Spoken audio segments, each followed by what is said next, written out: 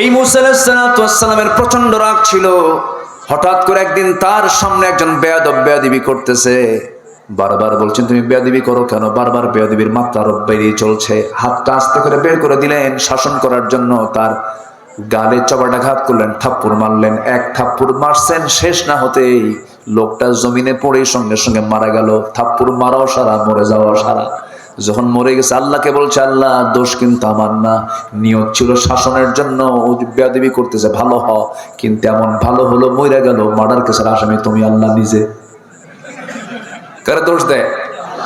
আল্লাহ বলছে, মূসা শোনো, তোমার বিরুদ্ধে ফেরাউন হত্যার হুলিয়া জারি করেছে, আর টিকতে পারবে না, তুমি এখন এখান থেকে বের হয়ে যাও, হিজরত করো। কারণ আমার প্রিয় বান্দা দুনিয়াতে আরো এসেছে, তারা কেউ টিকতে পারে নাই, মাতৃভূমি ছাড়তে হয়েছে। আমার নবীও মাতৃভূমি ছেড়েছেন, মক্কা থেকে কোথায় গেছেন? মদিনা চলে গেছেন। দেশের মানুষ তাকে সম্মান করতে শেখে নাই, তাকে মেরে ফেলার সিদ্ধান্ত নিয়েছিল। তোমাকেও মরার, তুমি মূসা তোমাকে মেরে ফেলার সিদ্ধান্ত নিয়েছে। আল্লাহ বলছেন তুমি দেশ থেকে চলে যাও, দেশ থেকে বের হয়ে যাও। সেখান থেকে রওনা করলেন, মাদিয়ান নামক এলাকায় চলে গেলেন। খাবার নাই, তৃষ্ণা, পানি, যন্ত্রণা, ছটফট করছিলেন। কূপের ধারে গেলেন, কূপ থেকে পানি তুললেন, পান করলেন, তৃষ্ণা নিবারণ করলেন। কেউ তাকে চিনে না, আশেপাশের লোকজন কেউ তাকে বুঝে না, চিনতে পারছে না। হঠাৎ করে দূর থেকে লক্ষ্য করে দেখেন দুজন মহিলা হাতে বালতি করে পানি তোলার জন্য কূপের ধারে আসছে, দাঁড়ায় আছে, কূপ থেকে পানি নেয় না। এবার মূসা বলছেন, ও মহিলা দাঁড়ায় আছে কেন? কূপ থেকে পানি নিয়ে চলে যাও, সন্ধ্যার পরে তো তোমাদের কষ্ট হবে, সন্ধ্যার পরে মেয়েরা বাইরে থাকতে নেই। এবার দুই মহিলা বলছে, কেমন করে আমরা ওই কূপ থেকে পানি তুলবো? কারণ ঢাকনার যে ওজন, সেই ঢাকনা টান দেওয়ার মতো শক্তি আমাদের নাই, কারণ ঢাকনা টান দিতে 7 থেকে 8 জন যুবকের প্রয়োজন হয়। মূসা ভাবতেছেন মহিলা বেচারি বেকায়দায় আছে, দেখি একটু সাহায্য করা যায় কিনা। এবার বলছেন, বালতিটা হাতে দাও। বালতি হাতের মধ্যে নিলেন, কূপের ধারে চলে গেলেন, ঢাকনা টান দিলেন, বাঁ হাত দিয়ে ধরলেন, ছিটকে পড়ে গেল 14 হাত দূরে। দুই মহিলা মনে মনে এটা মানুষ না অন্য কিছু। 7 পুরুষের শক্তি একসাথে, এত শক্তিশালী যুবক তো জীবনে আমরা দেখি নাই। বালতি ভরে পানি তুলে নিয়ে এবার বলছেন, যাও সোজা বাড়িতে চলে যাও, পাঠায় দিলেন। বাপ বুড়া মানুষ বলছে, ও আমার কলেজার টুকরা সন্তান, প্রত্যেক দিন সন্ধ্যা হয়ে যায়, অন্ধকার হয়ে যায়, এত দ্রুত আজকে কেমন করে আসলে? এত দ্রুত তোমরা আজকে কেমন করে পানি নিয়ে আসলে? এবার বলছে, আব্বা কাভিয়ুন আজিজ, শক্তিশালী এক যুবকের সন্ধান পেলাম, ঢাকনায় হাত দিল, ছিটকে পড়ে গেল, প্রচুর শক্তি, সে আমাদেরকে সহযোগিতা করেছে। এবার বৃদ্ধ পিতা বলছে, ও আমার কলেজার টুকরা বড় মেয়ে, কালকে যাবে, আমার পক্ষ থেকে আমার সালাম জানায়া বলবে, আবুনা শাইখুন কাবীর, আমাদের বাপ বুড়া মানুষ, ভালো করে চোখে দেখেন না, তিনি আপনাকে দাওয়াত দিয়েছেন, আমার পক্ষ থেকে তাকে দাওয়াত দিবা, সে চলে আসবে। পরের দিন মেয়ে চলে গেছে। এবার বলতেছে, ও যুবক, আব্বাজান আপনাকে সালাম জানিয়েছেন, আমাদের বাড়িতে আপনারা দাওয়াত, আপনি আসবেন নাকি? উনি মনে মনে ভাবতেছেন, আল্লাহ কি সুন্দর ব্যবস্থা করে দিলা, এখানে কেউ চেনে না, একটা বাড়ি ঘর চিনলে তো ভালোই হয়, যাব, কিন্তু যাব কেমনে? মহিলা বাড়ি তো চিনি না। এবার মহিলা বলছে, চেনার দরকার না, আমি তো আপনাকে নিতে এসেছি, আমি সামনে সামনে চলবো, আপনি আমার পিছে পিছে আসবেন। মূসা আলাইহিস সালামের মেজাজ গরম হয়ে গেছে, রাগ তখন কমে নাই, খেপে গেছেন। হঠাৎ করে খেপে বলছে, এই মহিলা, তুমি আমাকে কি পুরুষ মনে করো? তুমি মহিলার সামনে সামনে হাঁটবে, আমি পুরুষ পিছে পিছে হাঁটবো নাকি? এমন পুরুষকে আমি নাকি? আমি পুরুষ তো এমন নই, নারীকে সামনে দিয়ে দেব, নারীর সৌন্দর্য আমার চোখে ধরা পড়বে, আমার চোখের গুনাহ হয়ে যাবে, না না, আমি সামনে চলবো, তুমি আমার পিছে পিছে চলবে।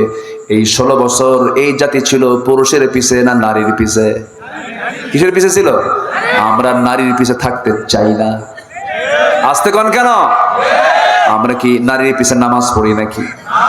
পৃথিবীতে কোন নবীকে নারী ছিল নাকি? নেতৃত্বের জন্য পুরুষ না নারী? বলেন, নারী না পুরুষ? পুরুষ। মূসা আলাইহিস সালাম বলেন, আমি সামনে সামনে যাব, তুমি মহিলা আমার পিছে পিছে চলবে, তুমি শুধু 2টা শব্দ উচ্চারণ করবে, ভুল যদি করি, ডান দিকে রাস্তা যদি বাম দিকে যায় তখন বলবে ডান, আবার বাম দিকে রাস্তা যদি ডান দিকে যায় তুমি বলবা বাম। শুধু 2টা শব্দ শুধু মুখ থেকে বের করবে, ডান বাম। তবে ভুল হলে বলবে, ভুল না হলে কথা বলার দরকার নাই, কারণ তুমি যদি বেশি বেশি ঘন ঘন কথা বলো, তোমার কথার মধ্যে সৌন্দর্য চলে আসলে পরে আমার গুনাহ হয়ে যাবে, চোখের গুনাহ হবে, একটা কথা বলতে পারবা না, বেশি কথা বলবা না। এবার মহিলা মনে মনে চিন্তা করে, গতকালকে দেখলাম শক্তিশালী যুবক, আজকে দেখি চরিত্রবান যুবক বটে, সে আমানতদার মনে করে, নারী জাতিকে সম্মান করে, মনে মনে পছন্দ। কি কথা কি বুঝতেছেন? কথা কি বুঝতেছেন আপনারা? মনে মনে পছন্দ হয়ে গেছে। কেন? চরিত্রবান যুবক, আমানতদার যুবক, চেয়ে থাকে না, পর্দার নিয়ম রক্ষা করে চলে, গায়ের শক্তি ভালো। এখনকার মেয়েরা কি এগুলো পছন্দ করে নাকি? এখন দেখে যদি কোনো বাপ যদি ভুল করে যদি দাড়িওয়ালা ছেলে নিয়ে আসে, মেয়ে বলে বাবা তোমার রুচি শেষ কেন? চাচা নিয়ে আসছো। কি নিয়ে আসছো? মুসা আলাইহিস সালাতু ওয়াস সালাম এবার কি করলেন? সোজা চলে গেছেন, মুরব্বীকে দেখে, বৃদ্ধ লোকটাকে দেখে সালাম বিনিময় করলেন, মুসাফা করলেন, মুআনাকা করলেন। হঠাৎ করেই বৃদ্ধ লোকটার মুখ থেকে বের হয়ে আসতেছে, হে যুবক, তোমার নাম তো মুসা। উনি অবাক হয়ে গেলেন, আমাকে চিনলো কেমনে? এত দূরের মানুষ, চেনার তো কথা নয়, জানার তো কথা নয়, আমাকে চিনলো কেমনে, জানলো কেমনে? এবার বলছেন, ও বৃদ্ধ চাচা, আপনি আমাকে চিনলেন কেমনে? আমি তো ভয় পাচ্ছি। কেন?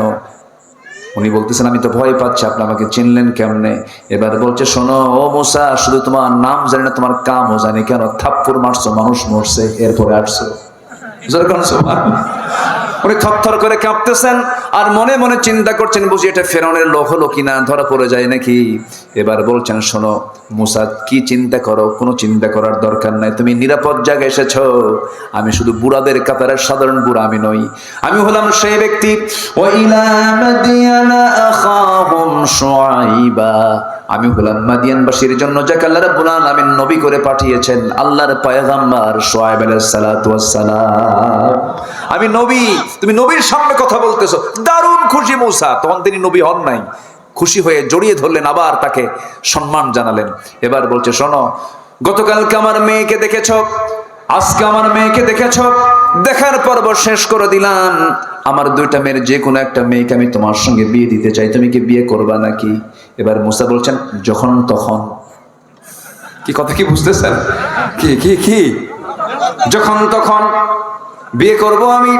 কিন্তু আল্লাহর পয়গম্বর বলছেন, শোনো, আমি যে এই মুহূর্তে আমার মেয়ের সঙ্গে তোমাকে বিয়ে দিয়ে দেব, খুব ঝুঁকিতে আছে, খুব রিস্ক মনে হচ্ছে। কেন? তোমার রেকর্ড তো ভালো না, থাপ্পড় মারলেই মানুষ মরে। মেয়ে বিয়ে দিয়ে আবার কোন বিপদে পড়ে যায়। অতএব এখন তোমার সঙ্গে আমার মেয়েকে বিয়ে দেব না, তবে আমি তোমার সঙ্গে আমার মেয়েকে বিয়ে দেব। তোমার কিছু কাজ আছে। কি? আমার বাড়িতে কিছু ছাগল আছে, ছাগলের পালগুলোকে তোমার পালতে হবে। 8 বছর হলে পরে অনার্স কোর্স, 10 বছর হলে পরে মাস্টার্স কোর্স হয়ে যাবে। তুমি যদি এই ছাগলগুলোকে লালন পালন করতে পারো, আমি আমার মেয়েকে তোমার সঙ্গে বিয়ে দিয়ে দেব, তোমার বড় উপকার হয়ে যাবে। আমি তো আল্লাহর নবী বলছি, তুমি কি মানবে নাকি? খুব সন্তুষ্ট চিত্তে গ্রহণ করে, আহারে আল্লাহর পয়গম্বর অর্ডার করেছে, মানলাম, করব। আচ্ছা বলুন তো, পৃথিবীতে সবচাইতে শান্ত ভদ্র একটা শান্ত জাতির একটা প্রাণী আছে, তার নাম হলো ছাগল। কি শান্ত না? শান্ত ছাগল যদি একবারে ব্রেক মারে, ব্রেক মারা বোঝেন তো, 4 পায়ের সামনের 2 পা যদি একবার গিয়ার ফেলে বুঝলেন তো, একবার যদি ব্রেক মেরে ফেলে, ব্রেক মারার সঙ্গে সঙ্গে আপনার দড়ি ছেড়ে আপনি বের হয়ে যাবেন, বলবে তুই যা, আমি যাব না। দারুণ বাঁকা প্রাণী। এই ছাগল পালার দায়িত্ব দেওয়া হলো এই আল্লাহর পয়গম্বর মুসা আলাইহিস সালামের কাঁধে দায়িত্ব পড়ে গেছে। কষ্ট করে করে 10টা বছর ছাগল পালন করলেন। 10ম বছরের শেষ দিন সেই ছাগলগুলো নিয়ে যখন বাড়িতে ফিরবেন, হঠাৎ করে একটা ছাগল পাল থেকে ইবনে কাসির আসছে। একদিকে মাল্লা দৌড়, সেই দৌড় মারা ছাগলের দিকে আল্লাহ নবীও মারছেন দৌড়। ছাগল যত দৌড়ায়, আল্লাহ নবী তত দৌড়ায়। দৌড় যত বেশি, রাগ তত বেশি। রাখতে রাখতে রাখতে রাখতে চূড়ান্ত লেভেলে চলে গেছে। ছাগল থেমে গেছে, ছাগল আর পারলো না। ছাগল থেমে থরথর করে কাঁপতেছে। এবার রাগে গোসাই ফেটে পড়ে 2 হাত দিয়ে 2 পা শক্ত করে ধরেই শূন্যের উপরে খাড়া করেছেন, এক আছাড় মারবেন। কিন্তু লক্ষ্য করে দেখেন ছাগলটার চোখ মুখে দারুণ ভয়, চরম কাঁপতেছে, শরীরের লোমকূপ থেকে টপ টপ করে ঘাম ঝরতেছে। দেখলেন ছাগলটা তো ছাগলে, ওকে মেরে লাভটা কি? ও তো বোঝেই না ওকে মেরে লাভটা কি। আস্তে করে তার মধ্যে একটু ধৈর্য চলে আসলো, সান্ত্বনা চলে আসলো। 2 পা ছেড়ে দিয়া ছাগলটাকে কোলের মধ্যে নিয়ে আদর করলেন, মোহাব্বত করলেন, দয়া পরবশ হলেন, তার প্রতি রহম দিল হলেন। আল্লাহ বললেন, মুসা রাগ কমে গেছে, নবুয়ত দিয়ে দিলাম। যেরকম সুবহানাল্লাহ। তাহলে নবুয়ত পেতে হলেও কি লাগে? আস্তে করে কি লাগে? কি লাগে? কি লাগে? কি লাগে? ধৈর্য লাগে। আসেন দোয়া করি। আলোচনা শুনবেন আপনারা? একদম জাস্ট 12টা বাজে, একদম 12টা কাটায় কাটায় না, 12টা। আরেকটু চালাই, আগ্রহ আছে? আপনাদের আগ্রহ আছে? আল্লাহ কবুল করুন, জোরে বলি আমিন। নাম্বার 4 হলো, আসেন একটু শর্ট করে বলি।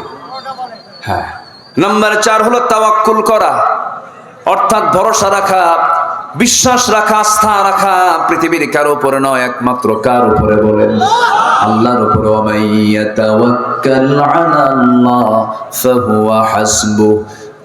যে ব্যক্তি আল্লাহর প্রতি বিশ্বাস রাখবে তার জন্য আল্লাহই যথেষ্ট, আল্লাহ তাকে হেফাজত করবেন।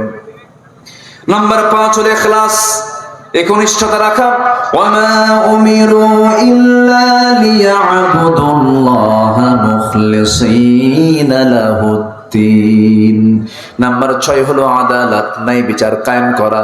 ইয়া আইয়ুহাল্লাযীনা আমানু কুনু কাওয়ামিনা লিল্লাহি শুহাদাআ বিল কিসত। নাম্বার 7 হলো তওবা করা, ক্ষমা প্রার্থনা করা। তওবা করবে বান্দা, মাফ করবেন কে? আল্লাহ। আস্তে বলেন না, মাফ করবেন কে? আল্লাহ। ক্ষমা চাইবে বান্দা, ক্ষমা করবেন কে? আল্লাহ। আমাদের ক্ষমা চাওয়া হলো বান্দার কাজ, আর ক্ষমা চাওয়া হলো বান্দার কাজ, মাফ করে দেওয়া কার কাজ? আল্লাহর কাজ। আমাদের কাজ আমরা করব, আল্লাহর কাজ আল্লাহ করবেন। আল্লাহর কাছে আমরা যখন চাবো লজ্জা নিয়ে চাবো না লজ্জাহীন হয়ে চাবো? বলেন, হায়া নিয়ে না বেহায়া হয়ে? হায়া নিয়ে চাইলে আপনি পাবেন না, বেহায়ার মতো চাইতে হবে। একবার চাইলে হায়া, একবার চাইলে কি হায়া হলো। কিন্তু আল্লাহর কাছে একবার চাবো না, বারবার চাবো। আল্লাহর কাছে চাবো আমরা হায়া নিয়ে না বেহায়া হয়ে। আল্লাহ দাও, দাও আল্লাহ, দাও আল্লাহ। হায়া না বেহায়া? বেহায়ার মতো চাইতে হবে, কোনো লজ্জা নিয়ে চাওয়া যাবে না। যা মনে চাবে চাবেন, বারবার চাবেন আপনারা। সবাই চাবো আমরা, জোরে বলি ইনশাআল্লাহ। নাম্বার 8 হলো আল্লাহ তাআলা বান্দার পছন্দনীয় কিছু গুণ দেখতে চান। এর মধ্যে আরেকটা হলো, সেটা হলো দয়া থাকা, সহানুভূতি থাকা, রহমত থাকা। খুযিল আফওয়া ওয়া আমুর বিল আরফি ওয়া আ'রিদ আনিল জাহিলিন। নাম্বার 9 হলো তাওয়াদু, নম্রতা। আল্লাহর যারা বান্দা হবে উগ্র হবে না, অহংকারী হবে না। ওয়া ইবাদুর রাহমানিল্লাযীনা ইয়ামশুনা আলাল আরদি হাওনা ওয়া ইযা খাতাবাহুমুল জাহিলুনা ক্বালু সালামা। নাম্বার 10 হলো শুকর, শুকরিয়া আদায় করা, কৃতজ্ঞ হওয়া। লা ইন শাকারতুম লা আযীদান্নাকুম ওয়া লা ইন কাফারতুম ইন্না আযাবি লাশাদীদ। নাম্বার 11 হলো শুজাআ, সাহসী হওয়া। ইমানদাররা ভীরু হবে না, সাহসী হবে। পিছপা হবে না, সামনে যাবে। বলেন, পিছপা হবে না, সামনে যাবে। ইউকতাল আও ইয়াগলিব ফাসাউফা নু'তিহি আজরান আযীমা। অনেক লম্বা লম্বা ব্যাখ্যা ছিল। নাম্বার 12 হলো নেক কাজের আদেশ দেওয়া, মন্দ কাজ থেকে বিরত রাখা। আল্লাহ রাব্বুল আলামিন বলেন, কুনতুম খায়রা উম্মাতিন উখরিজাত লিন-নাসি তা'মুরুনা বিল মা'রুফি ওয়া তানহাউনা 'আনিল মুনকার। নাম্বার 13 হলো বিশ্বাসযোগ্যতা অর্জন করা। ওয়াল্লাযীনা হুম লিআমানাতিহিম ওয়া আহদিহিম রাউন। নাম্বার 14 হলো নিষ্ঠাবান হওয়া, যে কোনো কাজে নিষ্ঠার সাথে দায়িত্ব পালন করা, অবহেলা না করা। আল্লাহ রাব্বুল আলামিন সুন্দর করে বান্দাকে বলছেন, বান্দারে আমি কেন তোমাকে দুনিয়াতে পাঠিয়েছি? আল্লাযী খালাকাল মাউতা ওয়াল হায়াতা লিয়াবলুয়াকুম আইয়ুকুম আহসানু আমালা। সর্বশেষ যে গুণটা সেটা হলো সহনশীল হওয়া। আল্লাহ তাআলা সহনশীল, আল্লাহ হালিম। আল্লাহ কি? হালিম। হালিম বলেন তো, আল্লাহ কি বলেন? হালিম, সহনশীল তিনি। ক্রোধকে সংবরণ করতে হবে। রেগে গেছেন, সংবরণ করতে হবে। খেপে গেছেন, নিজেকে কন্ট্রোল করতে হবে। আল্লাহ রাব্বুল আলামিন বলেন, আল্লাহ কাকে ভালোবাসেন? ওয়াল কাযিমিনাল গায়যা ওয়াল আফিনা আনিন নাস ওয়াল্লাহু ইউহিব্বুল মুহসিনিন। যারা ক্রোধকে সংবরণ করবে, মানুষকে মাফ করে দেবে, আল্লাহ এই সমস্ত মুহসিন বান্দাদেরকে দারুণ দারুণ ভালোবাসেন। জোরে বলি সুবহানাল্লাহ। এই যে 15টা গুণ, এই 15টা চারিত্রিক গুণ যদি জাতির মধ্যে চলে আসে, এই জাতিকে পাহারা দেবার জন্য পুলিশ লাগবে না, এই জাতি পাহারা দেবার জন্য কোনো বিজিবি লাগবে না, কোনো প্রশাসন লাগবে না। এই 15টি চরিত্র কোনো বান্দার মধ্যে আসলে বান্দা নিজের জন্য নিজেই যথেষ্ট হয়ে যাবে। জোরে বলি সুবহানাল্লাহ। এই 15টা গুণ এই জাতির মধ্যে আল্লাহ তাআলা উপস্থিত করে দেন। জোরে বলি আল্লাহুম্মা আমিন। আমার মা যারা আসছেন, মাদেরকে একটু বলে দেই, আপনার বাড়িতে 3টা জিনিস নিশ্চিত করবেন। আমার মা, আপনার সন্তানের মা, ঘরে থাকেন, বাড়ির মধ্যে থাকেন, কত কাজ করেন, খুব ভালো হয়ে যাবে, সবগুলো কাজ আপনার ইবাদত বলে গণ্য হবে। 3টা জিনিস নিশ্চিত করে ফেলবেন। আমার ভাইরাও জেনে রাখেন, প্রত্যেক বাড়িতে 3টা জিনিস যেন রেগুলার থাকে। নাম্বার 1 হলো ঘুম থেকে উঠে যে কাজটা হবে, ফজরের 4 রাকাত নামাজ, এবং তারপরে যে মূল্যবান কাজ যেটা হবে সেটা হলো তেলাওয়াত। কি হবে বলেন? তেলাওয়াত। কি বলেন? কি বলেন? বলেন তেলাওয়াত। 1 নাম্বার হলো নামাজ। বাচ্চাকে আগে স্কুলে যেতে বলবো না নামাজ পড়তে বলবো? বলেন, মাদ্রাসায় যাওয়া আগে, স্কুলে যাওয়া আগে না নামাজ আগে? নামাজ আগে। নাম্বার 2 হলো তেলাওয়াত। আল্লাহর কসম করে বলে যাচ্ছে আমার ভাইয়ের, আমি বলে দিচ্ছি, আপনি মাথায় রাখবেন, যে বাড়িতে কোরআন তেলাওয়াত নিয়মিত হবে, সেই বাড়িতে শয়তান কখনো ওয়াসওয়াসা দিতে পারে না। সেই বাড়িতে বড় ধরনের কোনো রোগ আসবে না, রোগ বালাই হবে না। কোরআন তেমন একটা কিতাবের নাম, তেলাওয়াত আছে যে পরিবারে, যে দেহে, সেই দেহে রোগ আসে না। যেরকম সুবহানাল্লাহ। ওয়ানুনাজ্জিলু মিনাল কুরআনি মা হুয়া শিফাউন ওয়া রাহমাহ। আল্লাহ কবুল করুন। জোরে বলি আমিন। নাম্বার 3 হলো আমার মা, যে কাজটা আল্লাহ রাব্বুল আলামিন ফরজ আকারে দিয়েছেন সেটা হলো পর্দার বিধানটা নিশ্চিত করতে হবে। পর্দাটা বাড়িতে 16 আনা থাকতে হবে। বোরকা পরলে কি পর্দা হয় নাকি? বোরকা পরলেন, চাচাতো ভাই, মামাতো ভাই, দুলা ভাই, দেবর ভাসুর দেখা করলেন, পর্দার শেষ হয়ে গেল। আচ্ছা বলেন তো, দূরের মানুষের ক্ষতি বেশি না কাছের মানুষের ক্ষতি বেশি? কাছের মানুষের বেড়া ক্ষেত খায়। কি কথা কি বুঝতেছেন? আপনার কথা বুঝতেছেন? বেড়া ক্ষেত খায়। এই জন্য কাছের মানুষ যারা, তাদের ব্যাপারে আপনারা পর্দার ব্যাপারে খুব সজাগ থাকবেন। দেবরের সঙ্গে দেখা করা যাবে না, ভাসুরের সঙ্গে দেখা করা যাবে না, খালাতো ভাই, মামাতো ভাই, খুব সাবধানে আমরা চলাফেরা করব। আল্লাহ তাআলা প্রত্যেক মা বোনদেরকে পর্দায় থাকার তৌফিক দান করুন। জোরে বলি আল্লাহুম্মা আমিন।